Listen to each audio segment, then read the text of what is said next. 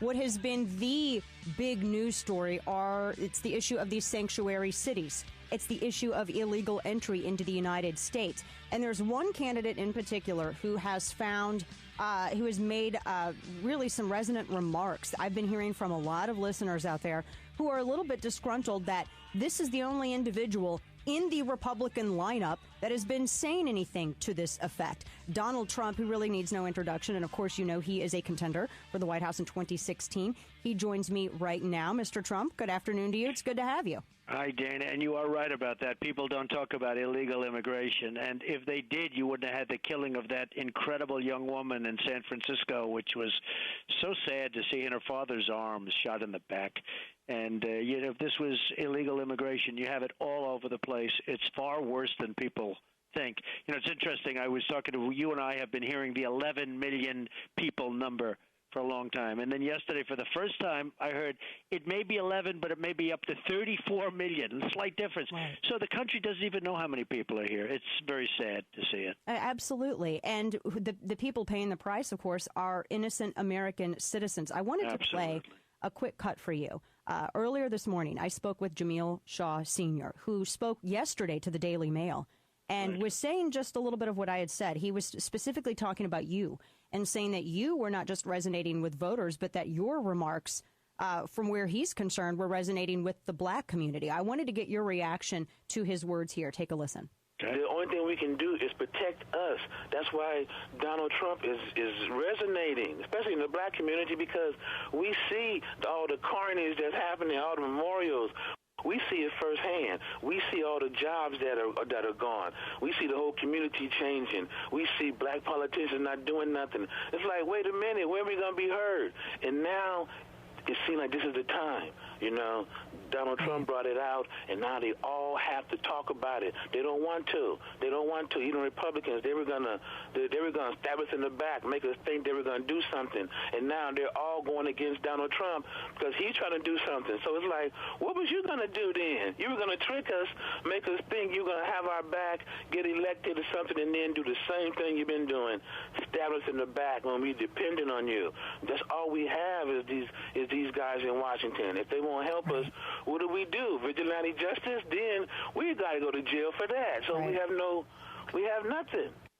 Yeah, his son, Jamil Shaw Jr., as you know, because you tweeted out that article yesterday evening, Mr. Trump. Jamil Shaw Jr., all-star athlete, honor roll student, excellent grades. He was being recruited for Division I football, and he was shot in the head 3 houses away from his front door by a dreamer.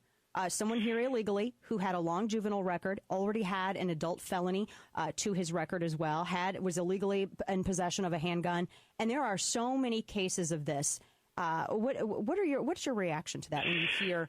First of all, he just sounds like the most incredible man. And how this all started, I watched him on Fox the other day, and it was incredible. The story was so terrible. And it's like the story of the young woman, this beautiful young woman from San Francisco, and here's this beautiful guy, this great athlete, and for no reason whatsoever, killed by an illegal immigrant. And I watched him. He was so incredible, just incredible. And by the way, he said my name, and I never spoke to him or anything, and he was talking that the only one that's telling the truth is Donald Trump.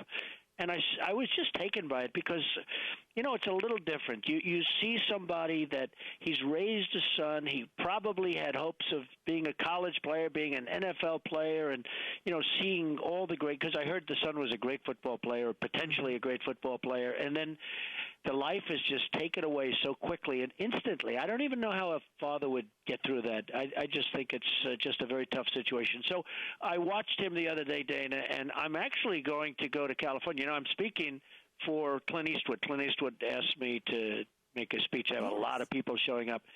And I am going to meet the father of this great son, and I look forward to it. That'll be over the weekend. I think it's on Saturday, but over the weekend I'm going to meet him and pay my respects to him. He was terrific.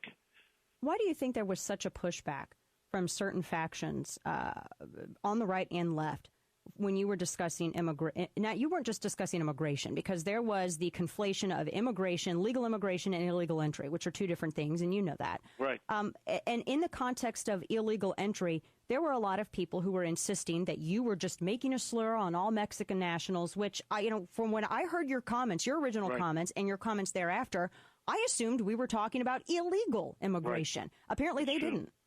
It's the illegals. But it's not only Mexico. You know, I have a great relationship with Mexico and with Mexicans. I love the Mexican people. I employ thousands of Mexican people, thousands, and they're fantastic. They have great spirit. Now, Mexico, I have great respect for the country. The problem is their leaders and their negotiators are far smarter than ours. So, I'm not angry with them. I'm angry with our people for not putting the right people to negotiate. You look at what's going on in Mexico. Ford is building a $2.5 billion car plant.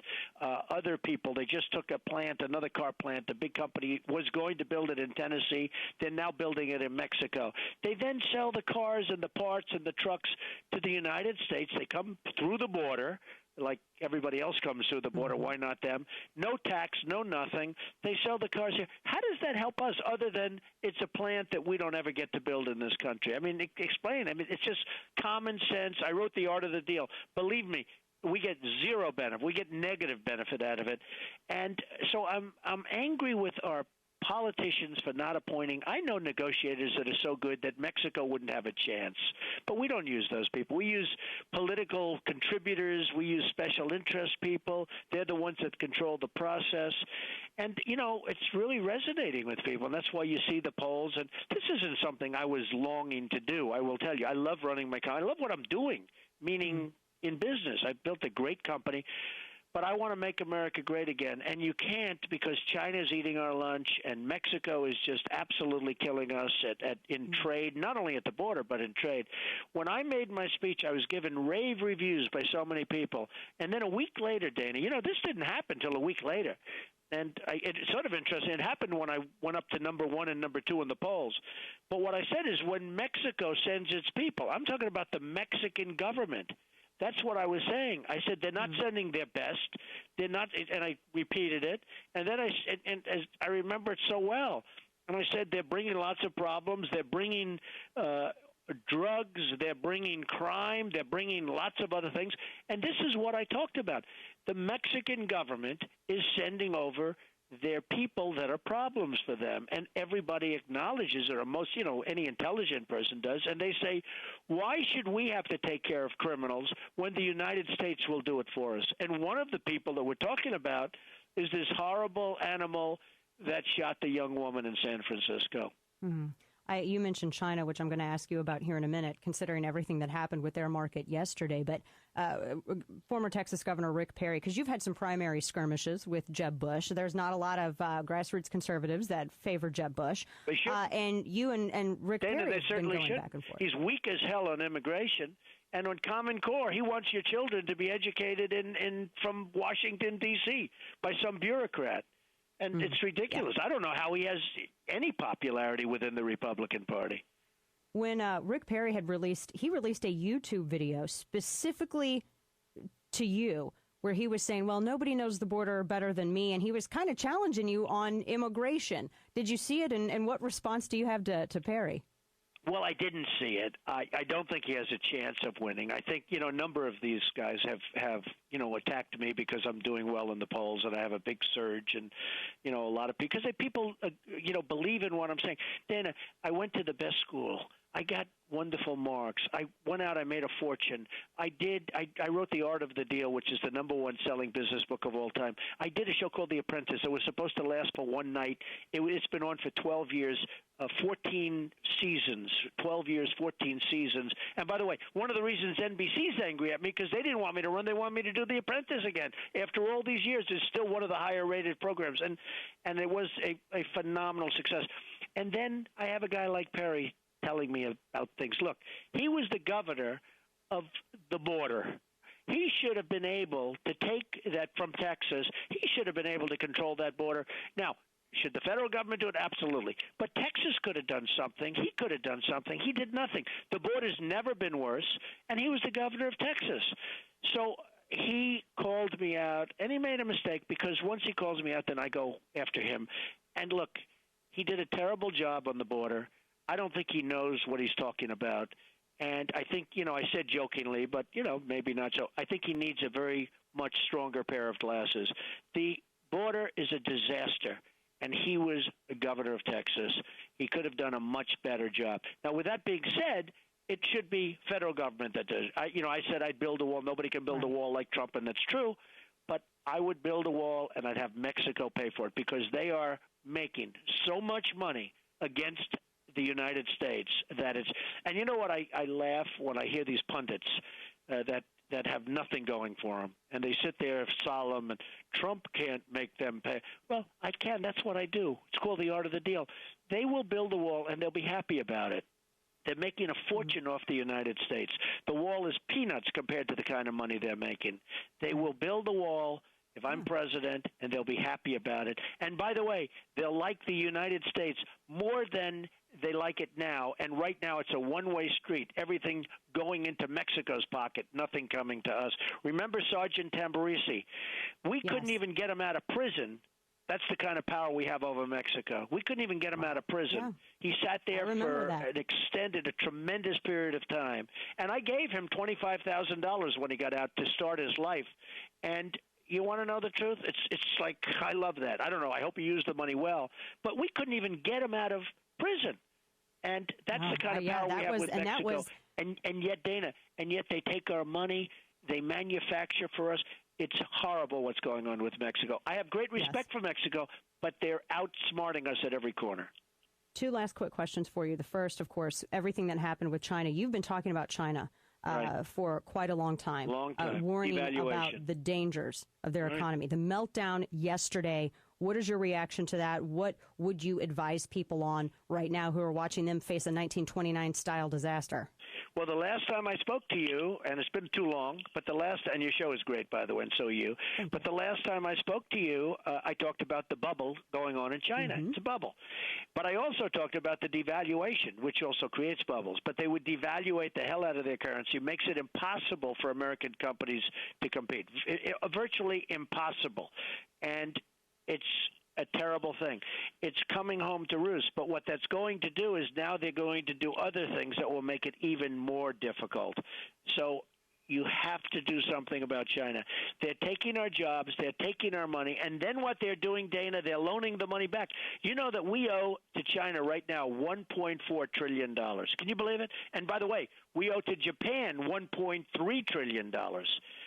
So it's amazing. Think of it. Japan sends its cars by the millions. They send their cars. And then we owe them money. I don't know. Yes. It doesn't make sense, right? Doesn't sound like the art of the deal. Yes. Last question for you. And everybody, as soon as when we announced that you were going to be on the program, everybody had this similar question. They want to know where you stand on Second Amendment issues. Do you believe in things like constitutional carry, open carry? What are your thoughts? Well, first of all, I have a license, a concealed permit for New York, which is a very, very hard thing to get. So I have that. And a lot of people say, oh, you should always say that. I don't say that. But I have the right to carry in New York, which is, by the way, very, very tough. Believe me, that's one of the things that's very tough.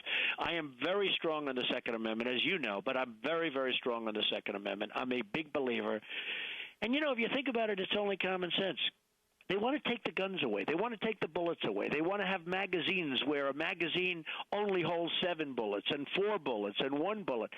The problem is the bad guys aren't going to adhere to it, okay? So right there it doesn't work. I'm very big on the Second Amendment, 100% guaranteed. Well, that's what everybody wanted to know. Donald Trump from The Apprentice and everything else that you do. Thanks so much for your time this afternoon. We appreciate it. And we're going to continue watching as the train rolls towards the conclusion of the primary race for 2016. Thank you so much. It's good to talk with you again. Thank you, Dana. Thank you very much.